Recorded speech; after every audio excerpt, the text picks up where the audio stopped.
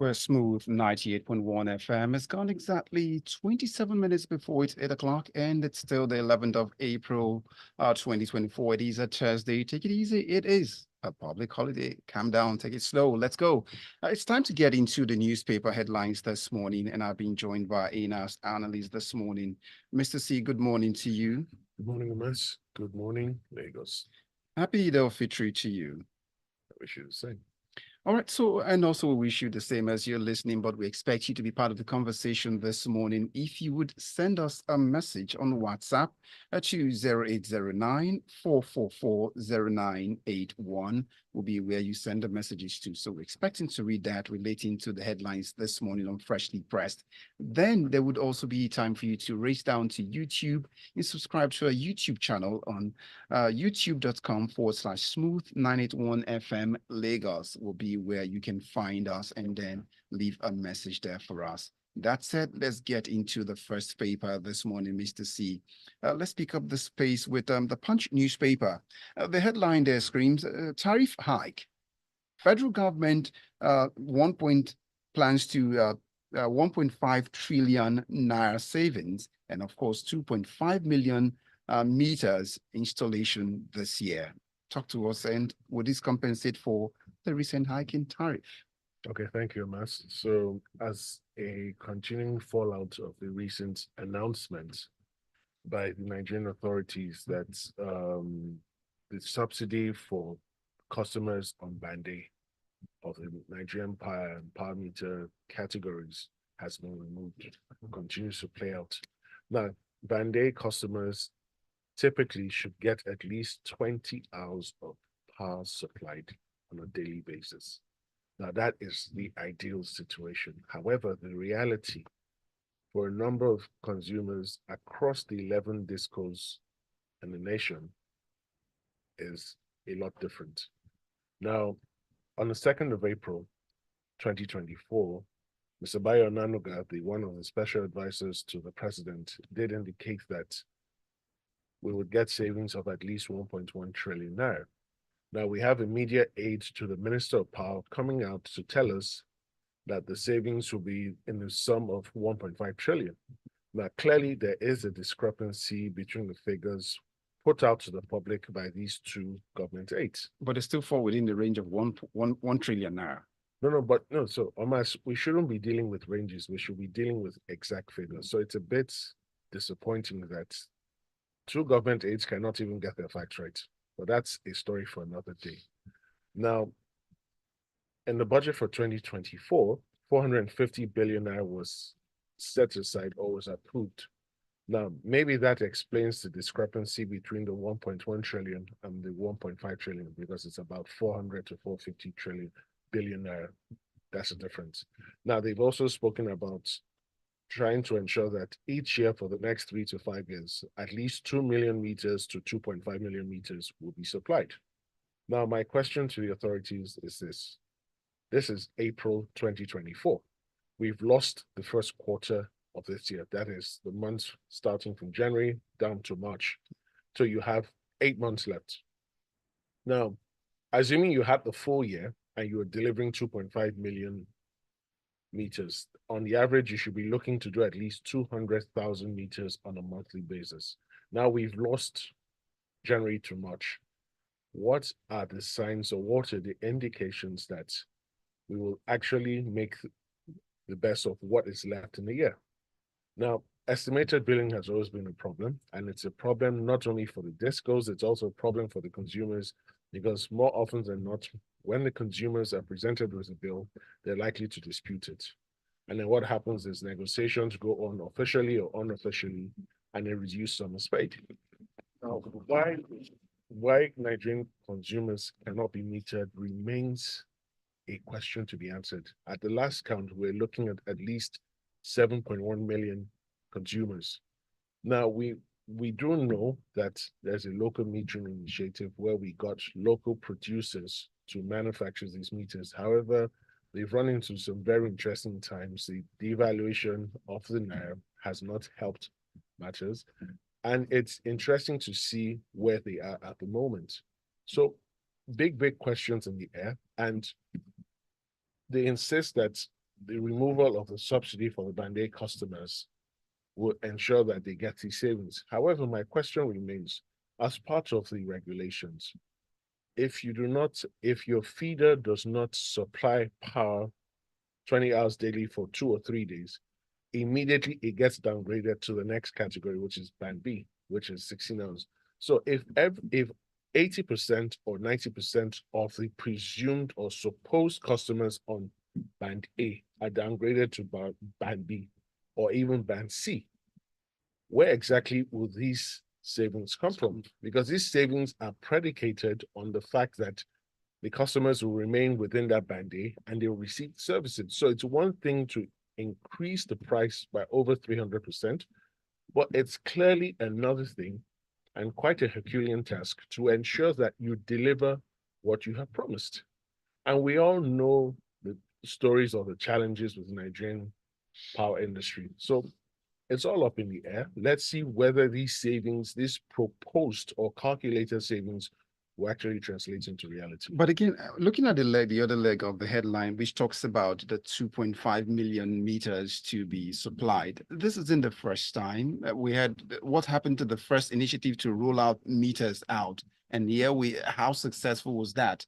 And how can consumers now take this now to the bank, knowing that 2.5 million meters will come out before the end of the year? So again, they've just spoken to hopes and aspirations.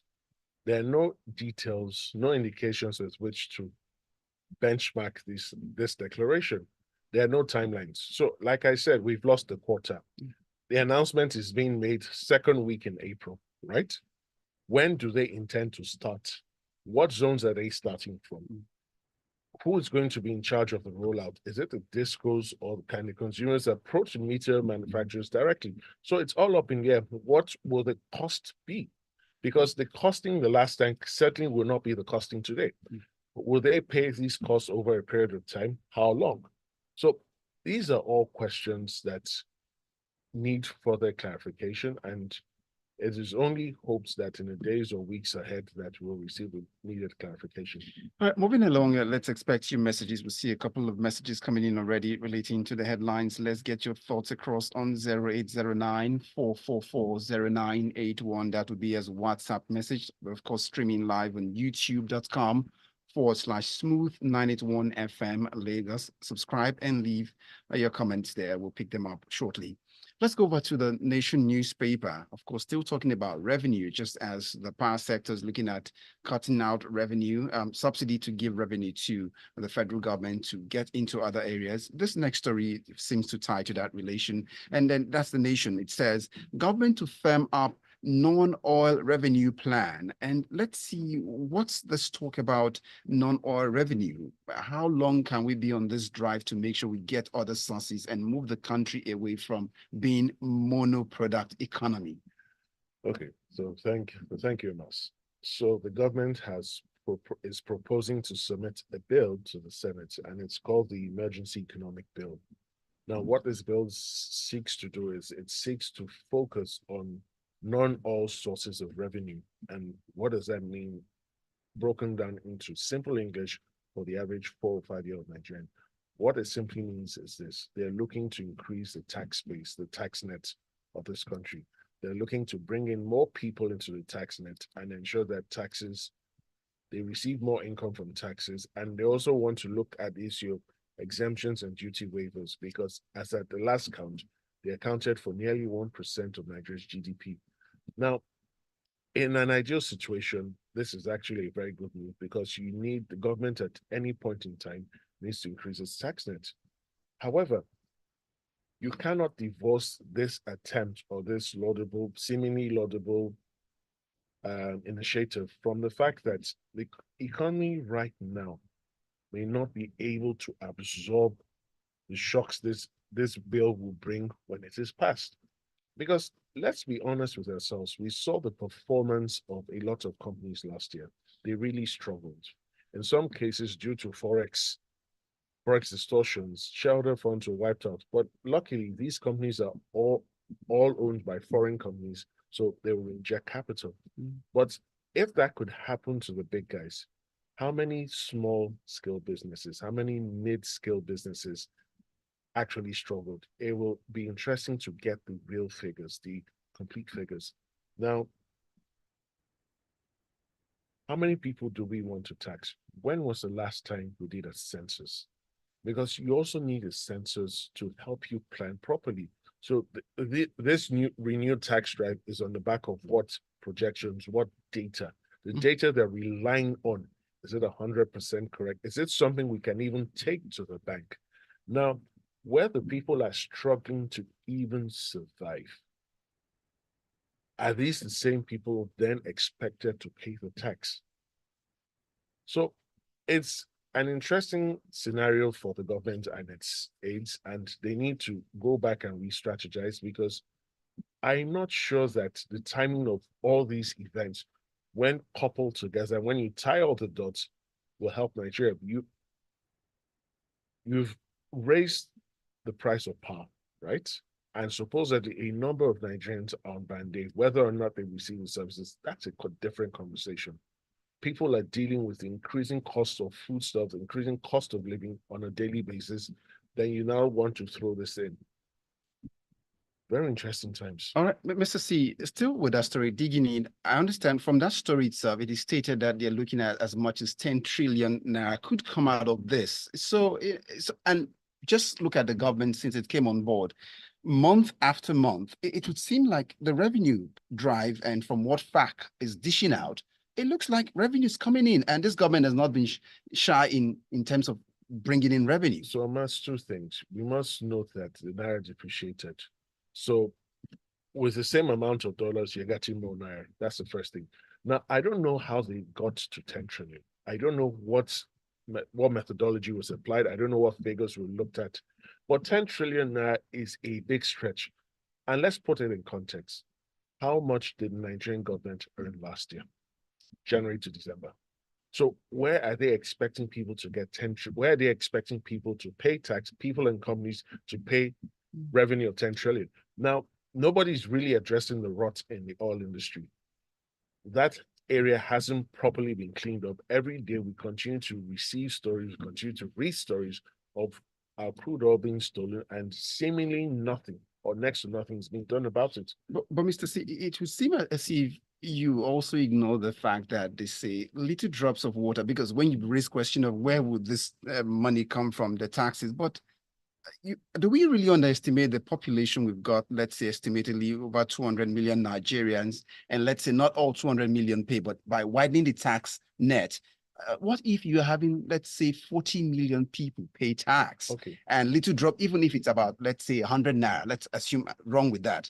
Don't you see them being able to raise this kind of revenue? Okay, so Amas, interesting question you raised. Now, how many people work formally? Take that number compared to the number of Nigerians who work informally, right? Now, for the informal people, how do you bring them in? You have to have some sort of idea of what they do and what they earn. Now, if you sit down in your air-conditioned office and decide that the woman who sells a car by the roadside should make on the average 20K a day, you may be grossly mistaken. She may not even see that money the entire week. So it's a big question. And then two, people are already being taxed. There are lots of illegal and unofficial taxes being collected on a daily basis across the nation. So 10 trillion now, let's see, the year will surely end and we will get we should get the figures. Let's see how much of this 10 trillion now they actually receive. Well, let's move on now to Vanguard newspaper. We're still going to get your thoughts across on 0809-444-0981. It's freshly pressed on Smooth 98.1 FM. Let's go to Vanguard. Senate hails federal government's payment of 4.8 trillion ways and means. Now we're back to revenue. It's all about revenue this morning. And you know the controversies that this ways and means is generated, and how the last government handled it, and seeing what this government is doing with it right now. So do you see us getting back to these old ways once again? Okay, so first things first, I saw the headline and I went to check where else the story was reported. No web. That's one. Two, it's erroneously reported as a Senate's collective statement. No, it is the statement of a particular senator who incidentally is the leader of the Senate. Now, when the Senate issues a statement, it doesn't come from the leader of the Senate. There's a senator who is in charge of public relations and the media. He is the one who issues the statement. Now, he's congratulated the government for paying 4.83 trillion of the outstanding 30 trillion. But have they done that? Have they settled it? According to him, yes. I haven't seen any independence. I've not been able to independently verify that. But working with the story, he's congratulating them for paying 4.83 trillion. Now, I find this extremely ridiculous, and I'm going to explain why. We could liken this to an employee who's worked for a month. The employer pays him his due salary, and the employee is praising him and saying, "You're a very good man, you've paid my salary." What does that mean? Well, there are no plans to repay this debt. You owe the debt you have to pay. So I don't know what we're praising what the government is being praised for. The government only did what it was supposed to do, and why this is even a story beats my imagination. Now we go on further. He says that we should also thank the government that the naira has dropped from 1,900 to 1,100 and 1,200, which is like a 42% like drop. 100 and 100 naira now, 1,101 naira. Yes. Last time I checked. Yeah, so this is very ingenious, right? Yes, it is true. It has dropped from 1,900 to 1,000, about 1,001 to 125. However, when this administration got into office, the dollar was about somewhere between 400 and 500. So, but the last government who also came, did they meet it at that point? So it seemed like a circle. So here, let's not be mischievous, because it's either half full or half empty. So you can take the perspective that there's been an improvement, but we can also take the perspective that we should never have gotten there. We should never have gotten to this point. Now, throughout the story, we just get another feeler that the federal government has paid 7 billion of the outstanding forex claims. Again, this was a debt. It had to be sorted out. So why we're praising them for doing the ordinary is what beats my imagination. Okay, let's rest that story. Let's go over to the Punch newspaper and pick up this one. That will be in Rivers State now, Fubara's Rivers State at the moment, where the story headline comes, 75% of Rivers primary schools without teachers. Well, that's according to Fubara laments. And what do they say about when two elephants fight? Is it the students or the teachers that suffer, or the grass? But walk us into the story. Okay, thank you, Mas. So the current governor of Rivers State was lamenting recently that a field study carried out by intending sponsors revealed that 75% of Rivers primary schools are without teachers, and 90% of such schools are dilapidated.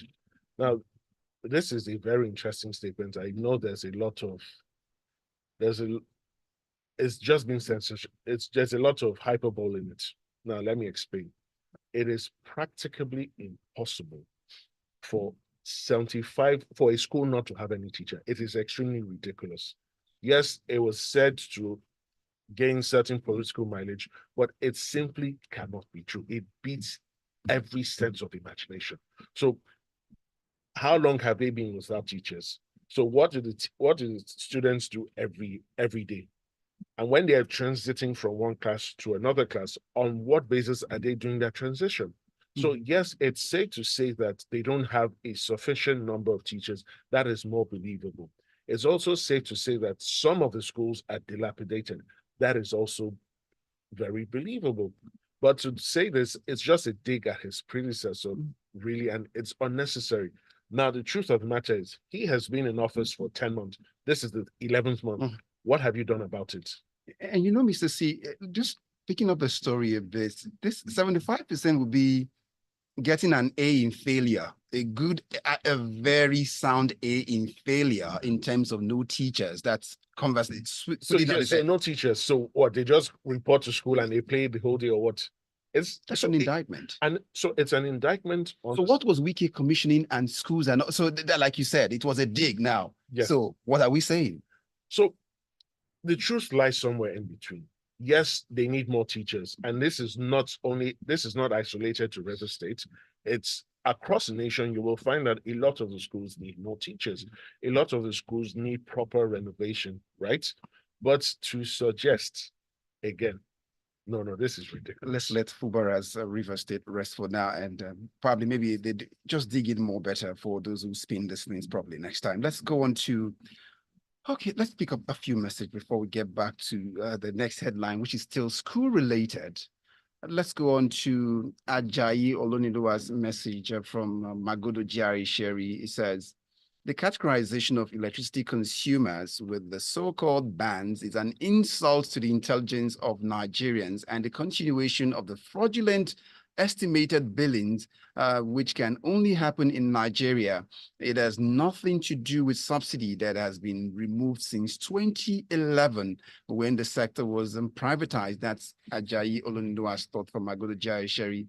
You can't convince him otherwise. No way. Forget it for now. Now comes JP says, well, the band A with no performance supply, yet implementation has to be the biggest joke for me. Supply and reverse meter needs to be a prerequisite as against refunds with which affect cash flow. JP's thoughts this morning. Joseph Menye from Ejigbo, Silver Estate says, hope you can now see the monumental fraud in the power sector. The discos collecting the subsidies for the power not supplied to the consumers, even when the customers tries to get prepaid meters. But the bottleneck one encounter might discourage such procurement, but enjoy fleecing Nigerians with estimated billings. Lastly, the government shouldn't deceive Nigerians with saying of saving the supposed payment of subsidy because they never happened. Joseph. Dan Okudwa from Igondo, barrister, says, well, if subsidy on electricity is now removed, in what sector is the ordinary man enjoying subsidy? Governments all over the world have one subsidy or the other to help their citizens. What would the IMF say? Moving on. Let's get to Fabian's thoughts this morning. Fabian says the senator's statement senator's statement is a story because in Nigeria, we celebrate mediocrity. Thus, it shouldn't come across as a surprise. We should rather bring the senator and government back on track with constructive criticism, as some of your analysts and callers do. Fabian from Ekbe. Anthony, I see a message from Tony Marine Beach says, Nigerians are already being overtaxed. As a matter of fact, our society is designed to run that way. If you really understand the operations of the ag bureaus, well, you will, that's doubt, you will know how much unofficial tax paid to them. Millions of commuters pay and even pay further in what they buy in the market because it's even being factored in by traders. This is only one example. Go to the roadside traders and find more shocking revelation. Tony's thought. Mr. C, let's pick up a pace with the Guardian newspaper where we refuse to move on. 91 Chibok schoolgirls' parents tell Tinubu's wife seeking intervention. It's been over 9 years now since that happened in 2014. They 10 now. They still haven't found closure. Just walk us through the story briefly. Okay, thank you, Mas. So sadly, a decade after this very regrettable and tragic incident, 96 students have not been found or have not been accounted for, and their parents have been unable to gain the required closure that they need to move on. And it's really an indictment on Nigeria as a country that successive administrations have not been able to solve this conundrum and also rescue these girls. And they're appealing to the current administration that they should use their best efforts, their best resources to ensure that as many of these 96 girls that are still alive are rescued and brought back. Now, again, it speaks to the eternal question: what is the value of a Nigerian life? 10 years after, why haven't these girls been reunited with their loved ones? Contrast that with other countries. Even for one, they will move both the heavens and the earth to recover their citizens. So this is a question not just for the authorities, it's also a question for Nigerians. What is the value of the Nigerian life? On that note, we'll wrap up with this, our next story from the Daily Post newspaper, Mr. C. Let's get there because they say he who asserts has a duty to prove ipso quitus, repso quitus, ret. Okay, no, Mr. C, it's for you, but let's get on to this story quickly. And it says, Better I Do threatens BBC, that's the British Broadcasting Corporation, with lawsuit demands 50 million US dollar compensation. How dare she? Okay, so Omas, this again is typical Nigeria. This incident happened a while ago. It was announced an investigation would start or had started. Where are we with that investigation? How long does it take to determine whether she is guilty of the allegations or she's innocent of the allegations? Now, the BBC published a story about the incident and alleged that some amount of money was, I think about 30 billion, was linked to her. And of course, she's expressing her innocence through her lawyers and has threatened to sue. Now, she has every right to do that if she believes, if her position remains to say that she's innocent of all the allegations. Yes, by all means, Miss Better I Do, please proceed to court. Proceed to court and ventilate your claim. And then the BBC will then have to justify why they published the story. Now, I'm going to end by saying this. A former senior politician in Nigeria, right? He was head of one of the important parastatals. Certain allegations were made against him. He elected to sue in court in a civil case. From that civil case arose criminal proceedings and he was sent to jail. So again, this is a call to authorities. It doesn't take an eternity to establish innocence or not. Release the results of your findings against her. Let Nigerians know whether she's still a minister or not, because all we know now is she's suspended. Is she guilty? And given the strength of the allegations, it is truly an abiding mystery how she's still in office, because in any other serious country, she would have been forced to resign. Let's rest the story now and close up with the messages we see right now. Gary Newton, your message been waiting for a while now. It's lengthy, but it goes on. Well, he says, these electricity companies are scammers, and that's in his words. Before the removal of subsidy, they have been collecting subsidy from the government for Band A services, rendering maybe probably Band E services, right? Now, that the government have asked them to collect it directly from the customers. Stories are now coming in as they can't meet up with the 20 hours. You see? So show working, that's where the problem is now. Well, the price reduction thing will continue as long as our government sit back. What's the function of consumer protection? As for that 75% River State story, well, Gary Newton feels that the River State story, the government probably don't even understand what 75% means to have even gone ahead with that story at all. Probably thinking they were scoring a point. AB Ambo's message here from Badagry says, well, I hope, a final message, I hope we are not looking at extortion as a revenue drive. There is a big difference between the two. Revenue drive is necessary in productive economy. Extortion is what you get in the tout or Agbero government, and it does not matter whether the economy is okay or not. People and businesses must cough out money, whether they have it or not. Ebilade Ambo from Badagry, and that's how we anchor on Freshly Pressed this morning. Mr. C, thank you so much for your time. Thank you for having me. And thank you to everyone who sent in messages. Fabian, Gary Newton, Dan Okudwa, Joseph, JP Ajayi. We see all your messages. Thank you so much. But we're not done. We'll be heading straight into the grapevine at 8:15 a.m. A lot of gist will go in, but some sad connotations somewhere. You'll find out. I won't tell you. You just have to come along with me at 8:15. My name is Omatseye.